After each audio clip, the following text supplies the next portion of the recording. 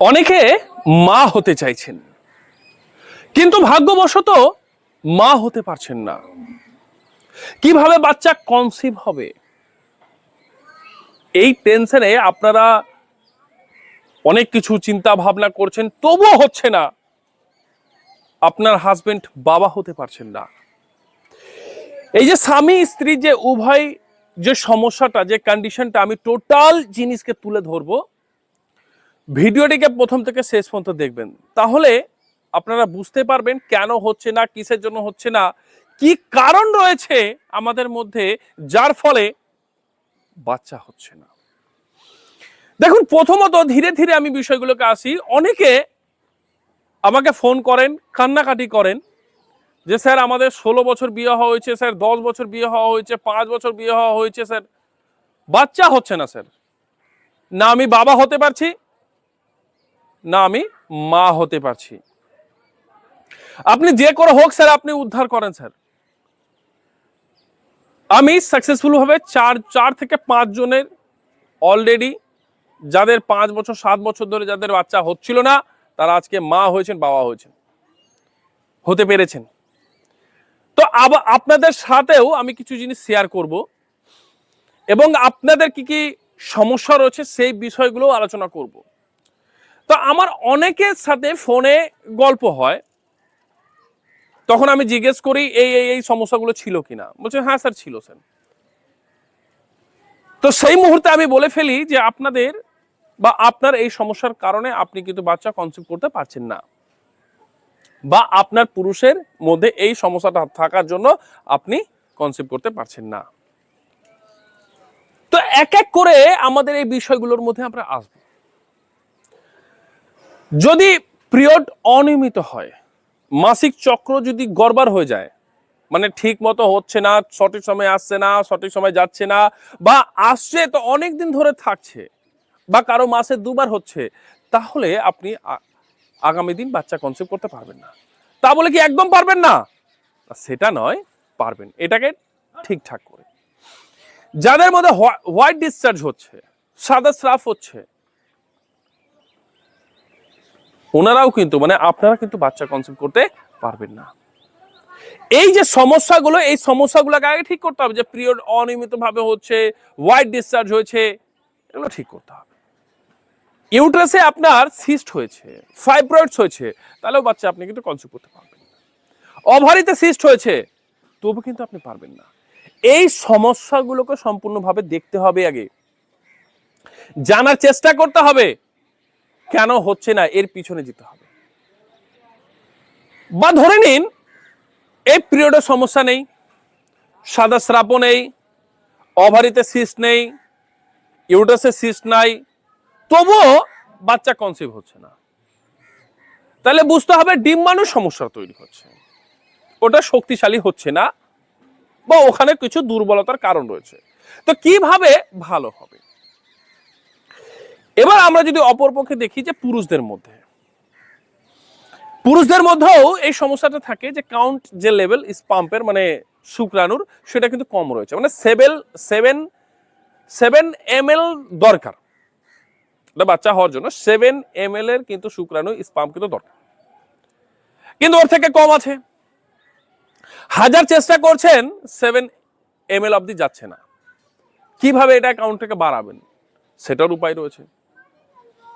সমস্ত জিনিস কিন্তু রয়েছে এই আয়ুর্বেদের মধ্যে।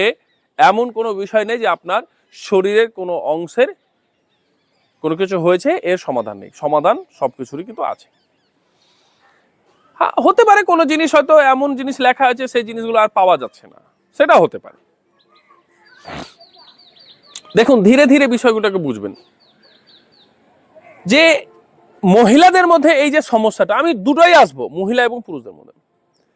যদি পিরিয়ড অনিয়মিত হয় এবং সাদা স্রাব হচ্ছে, মানে হোয়াইট ডিসচার্জ কন্টিনিউয়াসলি হচ্ছে, তাহলে আপনাদেরকে শতাবরী পাউডার নিতে হবে। যদি ভারতে থাকেন তাহলে শতাবরী বা শতাভর বললেই হয়ে যাবে। আর যারা বাংলাদেশে রয়েছেন তাদের কিন্তু বলতে হবে শতমূল। পাউডার সব একই, বাংলাতে শতমূল বলে, হিন্দিতে শতমূল বলে, শতাভর বলে। এটা কি করতে হয়, মানে আগে প্রথমে এটাকে ঠিক করতে হবে। সাদা স্রাব আর অনিয়মিত ভাবে আপনার পিরিয়ড হচ্ছে, প্রত্যেক দিন রাত্রে 1 গ্লাস গরম জলে 1 চামচ দিয়ে পান করবেন, বা 1 গ্লাস গরম দুধে, যদি দুধ যদি অরিজিনাল থাকে তবেই 1 গ্লাস গরম দুধে 1 চামচ, বা 1 গ্লাস গরম জলে 1 চামচ এই শতাবরী পাউডার মিক্স করে ভালো করে রাত্রে ঘুমানোর সময় পান করে ঘুমিয়ে যাবেন। এই সমস্যা যখন ধীরে ধীরে ঠিক হয়ে যাবে, তারপরে অটোমেটিক আপনাদের তারপরে মিলনের ফলে আপনাদের হয়ে যাবে। কিন্তু যাদের এই সমস্যাটা আছে তাহলে তো হবে না, না, আগে এই সমস্যাটা ঠিক করতে হবে। আরো কিছু কারণ, সেটা হচ্ছে যদি ওভারিতে মানে ডিম্বাশয় হয়, মানে ওভারিতে যদি আপনার সিস্ট থাকে তবুও হবে না। এই সিস্ট থেকে কিভাবে মুক্তি পাবেন? ওষুধ আপনার বাড়িতেই আছে।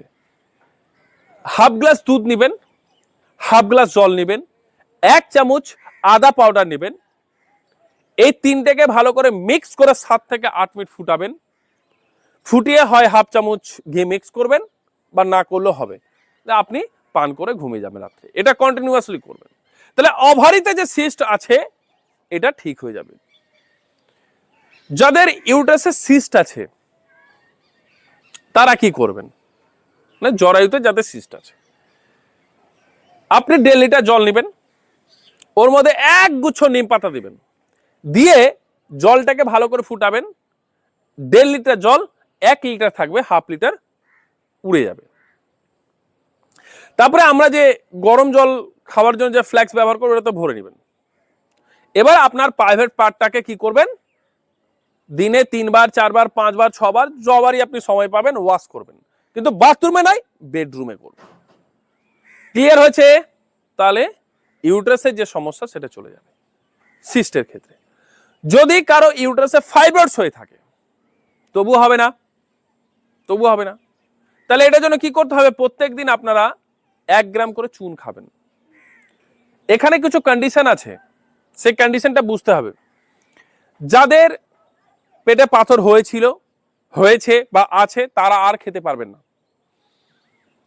এবার অনেকে বলছেন তাহলে এটা সারবে কি করে? এটারও কিছু সমাধান আছে, কিন্তু এই ভিডিওতে আমি আলোচনা করব না, পরের ভিডিওতে আলোচনা করব, না হলে ভিডিওটা অনেক বড় হয়ে যাবে।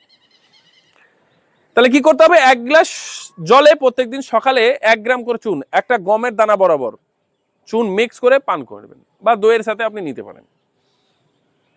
তাহলে যখন এই সমস্যাগুলো একজন মহিলার মধ্যে, এই সমস্যাগুলো যখন কেটে যাবে, তারপরে ঠিক হয়ে যাবে।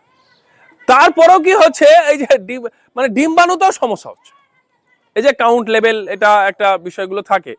এর ক্ষেত্রে আপনাকে যেটা করতে হবে সেটা হচ্ছে দুপুরের দিকে আখের রসে, মানে 1 গ্লাস আখের রসের মধ্যে 1 গ্রাম করে চুন, যেটা বললাম 1 গ্রাম কি একটা গমের দানা বরাবর মিক্স করে আপনাকে পান করতে হবে। একদম আপনার যে ডিম্বাণু সেটা কিন্তু একদম শক্ত পক্ত পুষ্টকর হয়ে দাঁড়াবে। হ্যাঁ, ঠিক। অপরদিকে পুরুষের মধ্যে যে সমস্যাগুলো দেখা যায়, এই যে কাউন্ট যে লেভেলে, শুক্রাণু যে কাউন্ট লেভেলটা অনেক কমে গেছে, এর ফলে হচ্ছে না, তাহলে তো এটা তো মহিলার দোষ নেই ভাই, এটা পুরুষের সমস্যা। তাহলে এই পুরুষের সমস্যাকে সমাধান করতে হবে। কি করতে হবে? স্বামী এবং স্ত্রী আপনারা দুজনেই আখের রসের সাথে 1 গ্রাম করে চুন যখন আপনারা পান করবেন, টানা 3 মাস অবধি পান করতে হবে আপনাদেরকে। ভালো করে বুঝবেন, হাজব্যান্ড এবং ওয়াইফের ক্ষেত্রে, দুজনের ক্ষেত্রে, স্বামী স্ত্রীর ক্ষেত্রে। এতে কি হবে, যে পুরুষের মধ্যে যে শুক্রাণু যে লেভেলটা সেটা কিন্তু বেড়ে যাবে, 7 ml চলে আসবে, আপ হয়ে যাবে, ঠিক আছে, কাউন্ট লেভেলটা বেড়ে যাবে, এবং আপনার শুক্রাণু একদম শক্তপোক্ত হবে, এবং অপরদিকে ডিম্বাণু শক্তপোক্ত হবে। মানে এক কথায়, মানে বাংলা ভাষায় একদম, আমি কোনো মেডিকেল ভাষায় বোঝাচ্ছি না একদম। তাহলে আগামী দিন আপনার বাচ্চা আরামসে সুন্দরভাবে কিন্তু কনসিভ করতে পারবেন। এর মধ্যে আরেকটা কন্ডিশন আছে, সেটা হচ্ছে এই যে 3 মাস চলাকালীন মাসে একবারই আপনারা মিলন করবেন, বেশি করবেন না। তার কারণ অত্যাধিক করলে আপনার শুক্রাণুটা তো অনিয়মিত এবং আপনার ডিম্বাণু অনিয়মিত বেড়াতে থাকবে। মাসে একবারই করবেন, একটু কষ্ট আপনাকে করতেই হবে, এবং আপনাদেরকে কষ্টটা করতেই হবে। 3 মাস পর ঠিক তখন আপনারা নিতে পারবেন। এই এই বিষয়গুলোকে মাথার মধ্যে রেখে আপনাদেরকে কিন্তু চলতে হবে, ঠিক। এবং পুরুষদের মধ্যে আরো কিছু সমস্যা যেটা থাকে, সেক্সুয়াল কিছু সমস্যা থাকে, এর ক্ষেত্রে তো আমি আগে বলেছিলাম যে রাত্রেবেলা 1 গ্লাস গরম জল নেবেন, 7-8টা লবঙ্গ লবঙ্গ নেবেন, ওর ফুলটা ভেঙে ডান্টিটা মানে ভিজিয়ে দিবেন ওই 1 গ্লাস গরম জলে, সকালবেলা জলটা পান করে তারপরে আপনারা চিবিয়ে চিবিয়ে কিন্তু খাবেন, ঠিক। এটা তো আপনার একটু শারীরিক দিকটাও অনেকটা ভালো হবে, দুর্বলতাটা আপনার কাটবে, শারীরিক দিকটা ভালো হবে, দুর্বলতা আপনার কিন্তু কাটবে। তো এই কথাগুলোকে মাথার মধ্যে রেখে আপনাদেরকে চলতে হবে, তাহলে আগামী দিন আপনারা 100% বাবা এবং মা হতে পারবেন। অনেকে এটাকে অবহেলা করছেন বা অবহেলা করে করে আজকের আপনাদের এই পরিস্থিতি। আপনাদের টোটাল ঘটনা আমি উল্লেখ করলাম। যদি আপনাদের কিছু প্রশ্ন থাকে বা এই বিষয়ে আরো কিছু আপনারা যদি বলতে চান, তাহলে অবশ্যই কমেন্ট করুন বা হোয়াটসঅ্যাপ করুন, আমাকে জানান আপনাদের আর কি সমস্যা আছে, যাতে আমি আরো কিছু জানতে পারি, ওই বিষয়ে আমি আরো ভালোভাবে স্টাডি করতে পারি। জানান, আপনারা জানান, যত জানাবেন ততই আমিও জানবো, আপনারাও জানবেন। কমেন্ট অবশ্যই করবেন, যাতে সকলে হাসি খুশি থাকতে পারেন, পরিবারের সাথে ভালোভাবে থাকতে পারেন। সেটার জন্য আমি রাত দিন চেষ্টা করব আপনাদের জন্য, রাত দিন চেষ্টা করব আপনাদের জন্য, আপনাদের সেই সমাধান করার জন্য, ঠিক। তো কমেন্ট করবেন, ঠিক, পাশে থাকবেন, আর আপনাদের পাশেও আমি সারা জীবন থাকবো। ভালো থাকবেন।